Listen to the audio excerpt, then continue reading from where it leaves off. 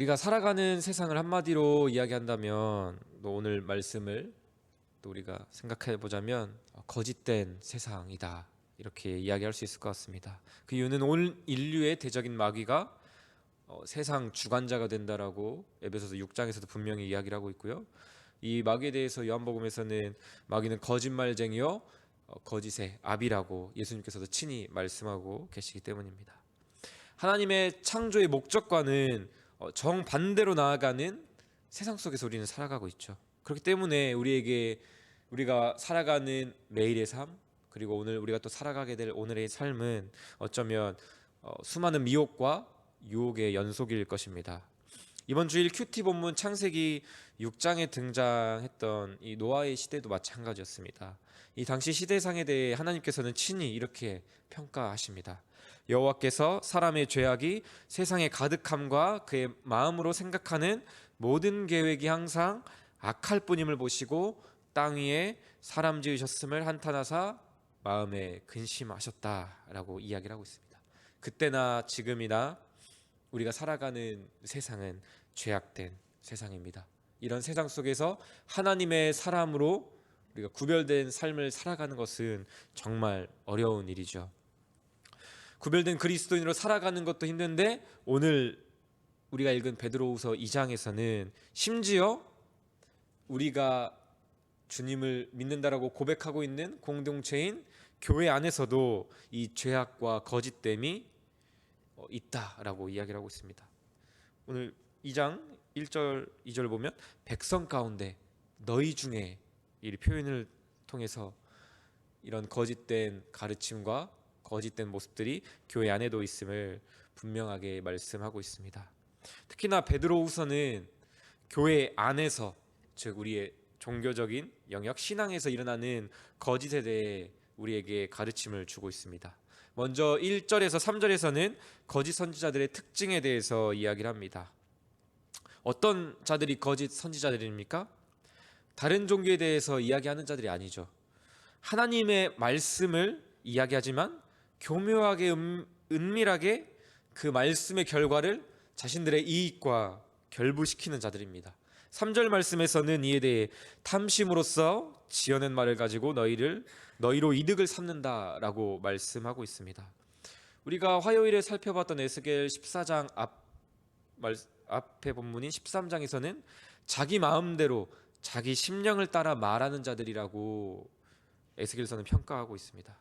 요약하자면 이 거짓 선지자들은 자기의 마음대로 자신의 탐심을 따라 말씀을 악용하기도 하고 말씀을 새롭게 지어내기도 하는 자들이라고 이야기할 수 있습니다.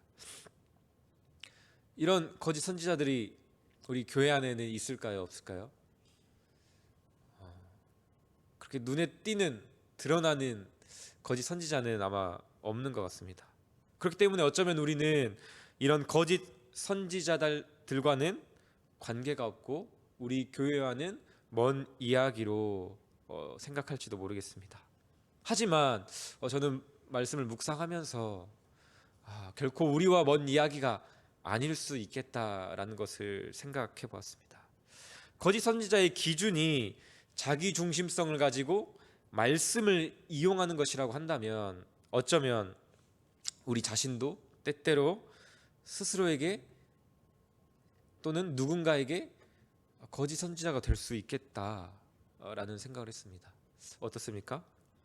우리 안에 있는 탐심과 자기 중심성이 작용할 때는 우리도 거짓 선지자처럼 스스로를 속이고 다른 이들도 속게 할 수 있는 것이죠. 무엇을 가지고요? 충분히 하나님의 말씀을 가지고도 우리가 그렇게 할 수 있다는 것입니다.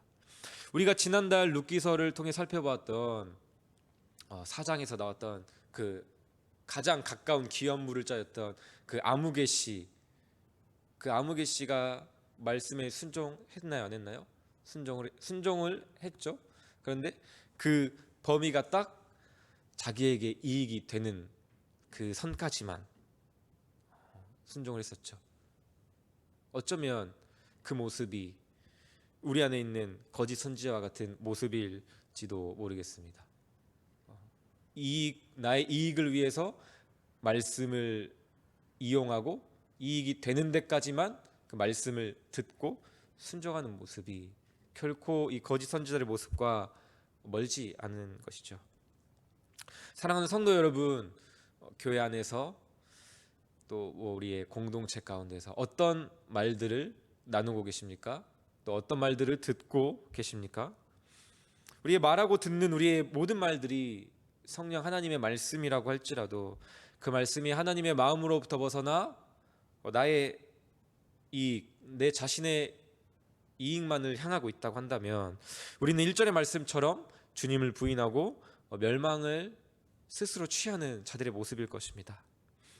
간절히 바라기는 우리 모두가 우리의 계획과 우리의 원함과는 그 하나님의 뜻이 다르다고 할지라도 그것이 하나님의 말씀이라고 한다면 그 말씀을, 그 진리를 서로를 향해 고백하고 그 말씀으로 격려하며 이렇게 거짓으로부터 멀어지고 진리로 가까워지는 우리 공동체가 되기를 간절히 소망합니다.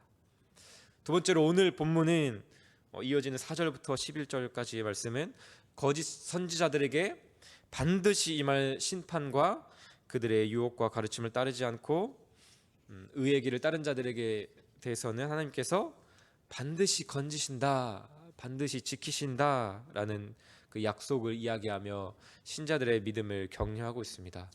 이에 대해서 말할 때 베드로는 이 범위를 교회 안에서 교회 밖 세상까지 확장시키고 있는 것으로 보입니다. 옛 세상 소돔과 고모라에 대해서 이야기를 하고 있죠. 이 같은 세상 속에서 주님을 믿고 의지하는 자들에 대해서 5절에서는 하나님께서 보존하시고 7절에서는 건지셨으니 그리고 9절에서는 건지실 줄 아시고 라고 이렇게 세 번이나 거듭 강조해서 이야기하면서 하나님께서 경건한 자들, 하나님께서 택하신 자들은 건지신다, 구원하신다 라고 말씀하고 있습니다. 그렇다면 이 사실을 아는 것, 믿는 것이 우리에게는 왜 중요할까요? 그것은 바로 잠깐 이 땅에서의 보여지는 악인의 형통함에 대해 부러워하거나 흔들리지 말아라 우리에게 이야기하는 것이죠. 의인에 대한 구원과 악인에 대한 그 심판이 없다고 한다면 어떻게 되겠습니까? 그렇지 않아도 그 악을 따르지 않을 경건한 자들도 있겠지만 아마도 대부분은 그 약속이 없다고 한다면 너도 나도 그냥 당장에 나의 유익을 쫓아 가게 되겠죠.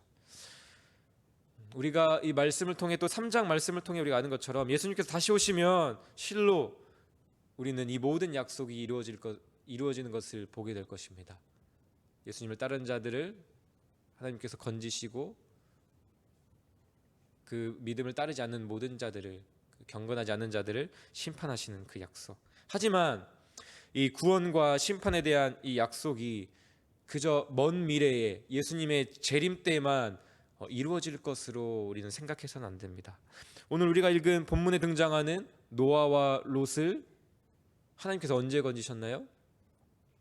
그들이 살아가던 그 당시에, 그들이 이 땅에서 살아가던 그 때에 그 자리에서 건지신 것들을 우리는 분명히 알고 있습니다. 이 말씀이 오늘 우리에게도, 그 구원이 오늘 우리에게도 유효한 줄 믿습니다.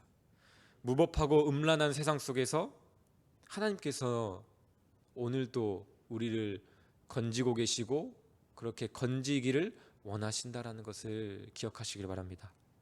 어떻게 우리를 오늘도 건지고 계실까요?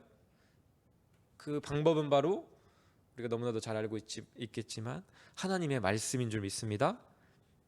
우리가 살아가는 세상은 어떻게 말하고 있죠? 우리가 어떻게 말씀하고 있죠? 나의 만족, 유익이 최고야. 너의 이익을 따라 살아 라고 말하는 세상 속에서, 아니, 우리의 진정한 만족과 유익은 오직 하나님의 말씀 안에 있어. 예수 그리스도를 믿는 그 믿음, 그 하나님의 말씀, 그 약속에 있어. 그리고 그 말씀에 순종함으로써 누리는 하나님과의 관계에 있어 라는 고백을 우리는 말씀을 통해 할 수 있는 것이죠. 그 말씀이 우리를 그 세상에서 오늘도 건져내는 것입니다. 내 안의 탐심, 나의 이익을 위해 하나님의 말씀을 바라볼 때 그렇게 교회 안에서 우리의 탐심과 우리의 이기심이 작용될 때 하나님께서 우리에게 말씀을 통해 어떻게 건지시나요?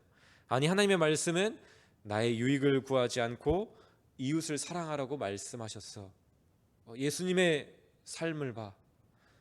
예수님은 자신의 유익이 아닌 우리를 위해, 섬김을 받기 위함이 아닌 우리를 섬기시기 위해 이 땅에 오셨어 라는 그 모든 말씀에 기록된 우리를 위한 그 말씀을 통해 오늘도 우리를 건지고 계시고 건지길 원하신다는 것을 기억하시길 바랍니다. 베드로후서 3장 18절, 그 베드로후서의 결론인 이 3장 18절 말씀이 이를 확증해 주고 있습니다. 우리 3장 18절 우리 함께 읽고 또 말씀을 마무리하기 원합니다. 베드로서 3장 18절 말씀 함께 읽겠습니다. 시작. 오직 우리 주 곧 구주 예수 그리스도의 은혜와 그를 아는 지식에서 자라가라. 영광이 이제와 영원한 날까지 그에게 있을지어다. 아멘. 뭐를 말씀하고 있나요? 그리스도의 은혜와 그를 아는 지식에서 자라가라 말씀하고 있죠. 어떻게 우리가 자라갈 수 있나요? 말씀을 가까이 하고 그 말씀을 읽고 그 말씀을 들음으로 그리스도라는 지식에까지 우리가 자라나는 줄 믿습니다. 사랑하는 성도 여러분, 오늘 우리에게 주신 하나님의 말씀을 부지런히 읽으시길 바랍니다. 이 말씀을 부지런히 듣고 가까이 하시기를 원합니다. 그 말씀만이 오늘도 우리를 죄악된 세상에서 건져내십니다. 그 말씀을 간절히 사모하고 붙잡음으로 말씀이 육신되어 우리 가운데 거하러 오신 우리 구주 예수 그리스도의 은혜와 그를 아는 지식에까지 자라가는 저와 여러분이 되기를 주님의 이름으로 축복합니다.